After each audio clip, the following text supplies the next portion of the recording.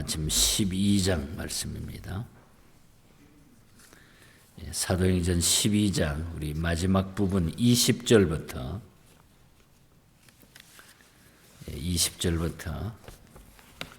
마지막 25절까지 제가 보겠습니다.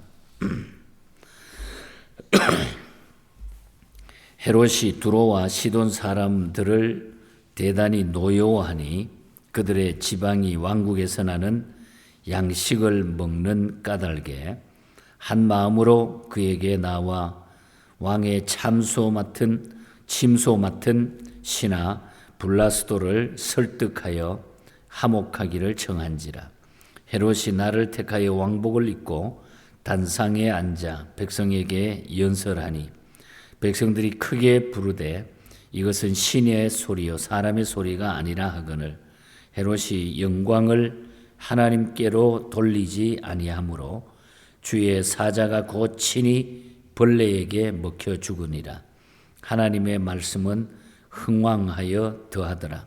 바나바와 사울이 부조하는 일을 마치고 마가라 하는 요한을 데리고 예루살렘에서 돌아오니라. 아멘. 이 한 주간도 또 오늘 하루도 우리 하나님의 큰 은혜가 말씀을 통하여 여러분에게 함께 하시기를 축복합니다. 사도행전 12장의 말씀은 이제 복음이 계속적으로 증거되니까 거기에 또 더해서 핍박이 점점 더 심해지는 이런 모습들이 나타나고 있습니다. 그래서 12장에는 헤롯과 야고보의 순교와 그 베드로가 붙들려 가지고 감옥에 투옥되는 이런 사건이 생기게 됩니다.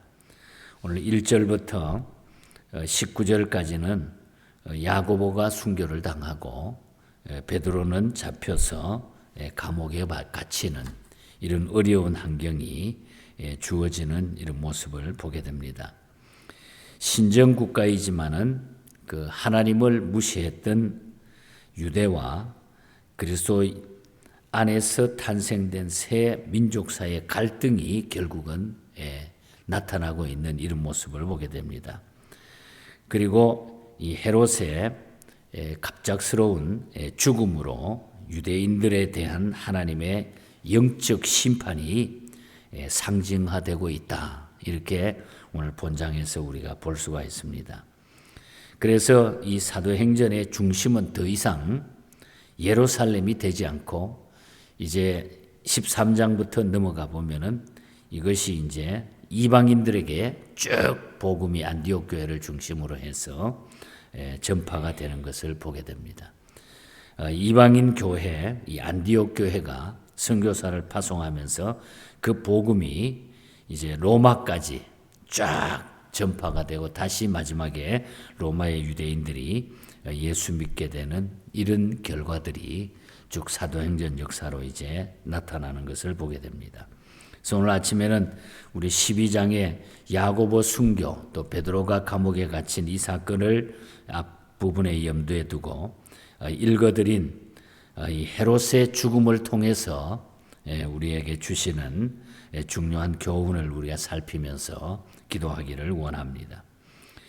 우리가 성경에 보면은 사람은 그 욕심이라고 하는 것은 끝이 없습니다. 그래서 자기가 좀 잘나고 어떤 일이 잘 되고 나면은 꼭 자기를 신취급해 주기를 원하는 거예요. 그래서 지금도 이 지구촌 곳곳에 보면은 신처럼 행세하면서 사는 사람들이 있습니다. 지도자들이.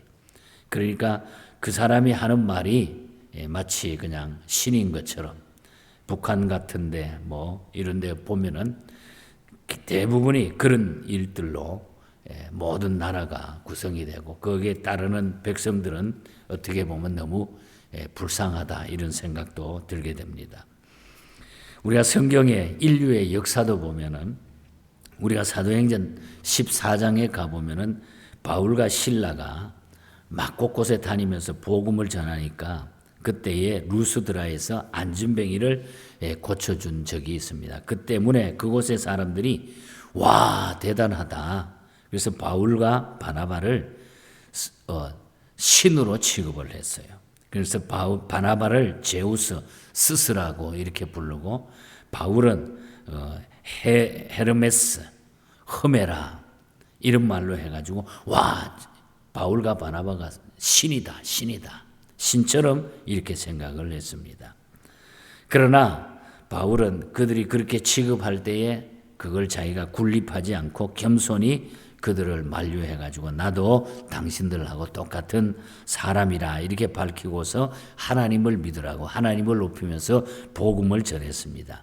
그런데 오늘 이 본문에 나타난 이 헤롯은 그렇지 않았다고 하는 것입니다. 자기가 신으로 군립하려고 했고 또 주변에 있는 사람들이 이 헤롯을 신처럼 이렇게 숭배하게 만들었다고 하는 사실 또한 우리가 알 수가 있습니다. 그래서 신으로 취급받은 사람들은 결국은 어떻게 되느냐? 결국은 그것 때문에 망하게 된다는 거죠. 백성들이 그렇게 만들었다. 본인도 그랬지만은 주변에 있는 백성들이 그렇게 만들었다는 거예요. 오늘 20절과 22절 사이를 보면은 헤롯이 두로와 시돈 사람들을 대하니 노여워하니 그들 지방이 왕국에서 나는 양식을 먹는 까닭에 한 마음으로 그에게 나와 왕의 침소 맡은 신하 블라스도를 설득하여 화목하기를 청한지라. 헤롯이 나를 택하여 왕복을 입고 단상에 앉아 백성들에게 연설하니 이것은 신의 소리요 사람의 소리가 아니거늘. 그러니까 연설을 하니까 그 연설을 듣고서 와 저거는 신이다 사람의 소리가 아니다. 백성들이 막 엄청 헤롯을 신처럼 높였다는 것입니다.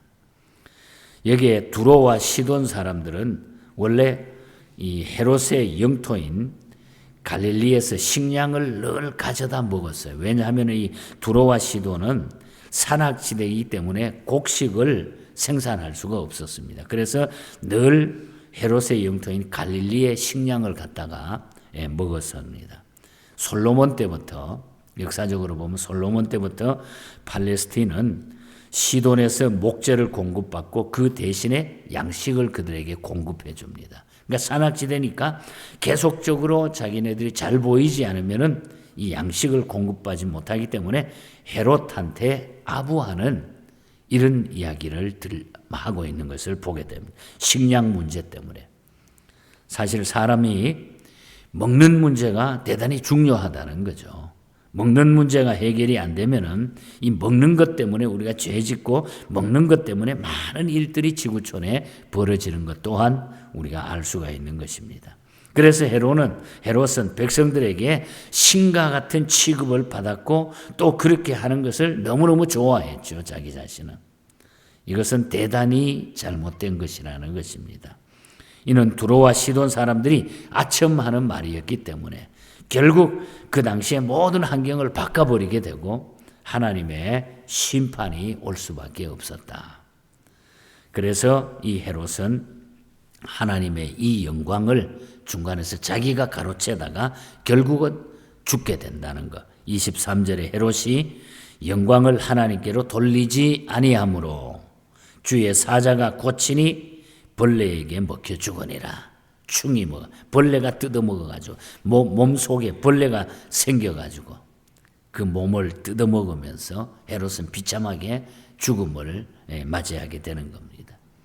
하나님의 영광을 가로채는 사람은 천벌을 받기로 돼 있다는 거죠. 그래서 바울 사도는 뭐라 그랬습니까? 고린도전서 10장 31절에 먹든지 마시든지 무엇을 하든지 하나님의 영광을 위하여 하라. 자기 또한 그렇게 살겠노라. 그래서 우리가 하나님 앞에 내가 신처럼 내가 교만하게 살면은 그건 결국 내가 죽음으로 가는 거예요. 그래서 성경은 교만은 패망의 선봉이라. 죽으러 가는 선발대나 마찬가지. 제일 앞장서는 거예요. 교만은. 빨리 죽는 방법이 교만이라는 거예요. 망하는 방법이 교만이라는 거죠. 주변에서도 하나님의 영광을 가르치거나 가리우게 되면 하나님의 심판이 그렇게 온다는 거예요. 그러니까 우리가 정말 하나님 앞에 겸손하게 하나님을 두려워하며 하나님의 뜻을 우리가 헤아리지 않으면 안 된다. 헤롯은 결국 하나님의 영광을 가로채다가 비참하게 죽었다는 것이죠. 그 다음에 우리가 이 말씀 속에 중요한 하는 부분은 인간의 신이 죽어야 말씀이 흥왕하게 된다는 거예요.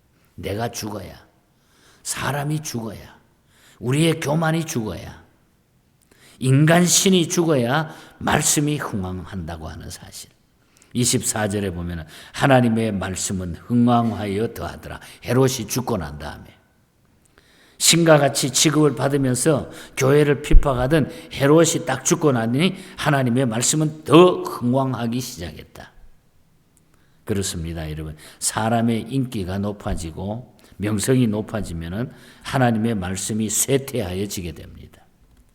그러나 사람의 명성이 낮아지면 하나님의 말씀이 흥왕하고 그의 영광이 나타나게 된다는 거죠. 사람이 신과 같이 군립하면 성도들을 핍박하게 되면 교회는 그때부터 순환을 받게 돼 있어요. 성도들의 괴로움을 당하지만 그러나 겸손하면 교회는 부흥되고 겸손하게 되면 하나님의 영광이 드러나게 돼 있다. 그러므로 이 지상의 교회들마다 인간을 신과 같이 취급해서도 안 되고 취급을 받았어도 안 된다. 다시 말하면 사람 중심이 아닌 하나님 중심 교회가 돼야 된다. 모든 것은 하나님 중심이 돼야 된다. 피조물과 창조주의 관계를 우리가 분명히 알아야 된다. 우리는 피조물입니다. 우리를 만드신 창조주 하나님을 우리가 겸손하게 우리가 섬겨야 된다. 그래서 오늘 아침에 말씀의 결론을 찾으면 사람은 사람이지 절대로 신이 될 수 없다. 그런데도 교만한 인간들은 자기들이 신이 된 것처럼 하나님께 돌아갈 영광을 자기들이 다 받아챙기는 무엄한 행동을 하고 살고 있다는 거예요. 크고 작은 일 가운데. 그렇게 되면 하나님의 징계가 임하여 망하고 만다는 것입니다. 그래서 우리는 오늘 이 말씀을 묵상하면서 찾아야 될 중요한 메시지는 우리는 겸손히 주님의 뜻을 따라서 살아야 된다. 겸손히. 워싱턴의 글래든 목사님이 아주 열정적인 목회를 했습니다. 사회 정의를 외치면서 그리고 열정적인 목회를 했어요. 그리고 그런 가운데서도 늘 이 목사님은 기도하면서 겸손하게 주변 사람들에게 존경을 받았습니다. 이분이 쓴 바로 찬송 가사가 겸손히 주를 섬길 때 괴로운 일이 너무 많지만은 구주여 내게 힘주사 잘 감당하게 해달라고. 이 세상을 살아가는데 너무 바로 살기 위해서 올바로 살려고 하니까 너무너무 괴로운 일이 많더라는 거예요. 지도자로서, 특별히 영적 지도자로서.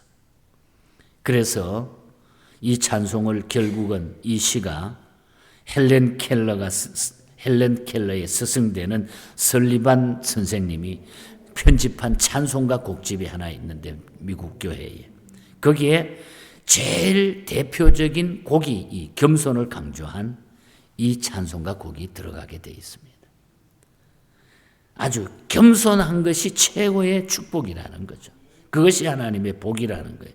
이 겸손은 주님의 인내를 깨달을 때에 우리가 살아갈 수 있다는 거예요. 주님이 인내하셨던 것. 그래서 우리가 겸손히 주님을 섬길 때에 괴로운 일들이 우리의 주변에 너무너무 많이 일어난다는 거죠. 초대교회는 얼마나 더 했겠습니까? 야고보가 순교를 당하죠. 또 베드로는 그 당시에 전부 이끌어가던 지도자인데 옥에 갇혀 있죠. 그러니까 성도들은 그걸 위해서 기도하고 그리고 베드로는 풀려나게 되고 이런 일들이 연속적으로 계속되었는데 그걸 지키며 겸손히 하나님의 영광을 돌리기 위해서 주님의 뜻대로 살기 위해서 얼마나 힘이 들었는가. 그러나 하나님은 그 역사를 이끌고 지금까지 오게 하셨고 앞으로도 계속해서 하나님의 역사는 그렇게 연결이 될 거라는 거죠. 히윗 여사도 그랬습니다. 내 임금 예수 내 주여 이 마음과 이 천한 몸, 이 보배 피로 값주고 주친이 사신 내 몸이니까 나 이제 사나 죽으나 주 뜻만 따라 살리라. 주님의 뜻만 따라 살리라. 352장 희윈여사도 주님의 뜻대로 사는 것이 우리가 가장 귀한 일이다. 우리가 정말 행복하게 살 수 있는 것은 주님의 뜻대로 사는 것입니다. 그래서 우리가 금년 한 해 우리가 미국이니까 너무 자유롭고 좋다. 모든 환경이 자유롭게 멋대로 우리가 살아갈 수 있지만 그러나 우리는 그 테두리 속에서 바른 신앙을 갖기 위해서는 더 힘들고 어려운 환경들이 일들이 우리 앞에 놓여 있다. 좋은 것이 오히려 좋은 환경이 나를 잘못되게 만들 수 있다고 하는 것. 이런 교만함을 우리가 떨쳐버리면서 오늘 아침에 우리가 기도할 것은 주님 겸손히 주님의 뜻을 따라 살게 하옵소서. 이것이 오늘 아침에 우리가 기도할 제목입니다. 겸손히 주님의 뜻을 따라 살게 하옵소서. 금년 한 해 그런 믿음으로 살 때 하나님이 여러분의 주변 환경을 다 붙잡아 주시고 지켜주시고 열어주실 줄 믿습니다. 오늘 하루도 이 믿음으로 승리하시기를 바랍니다. 하나님 아버지 감사합니다.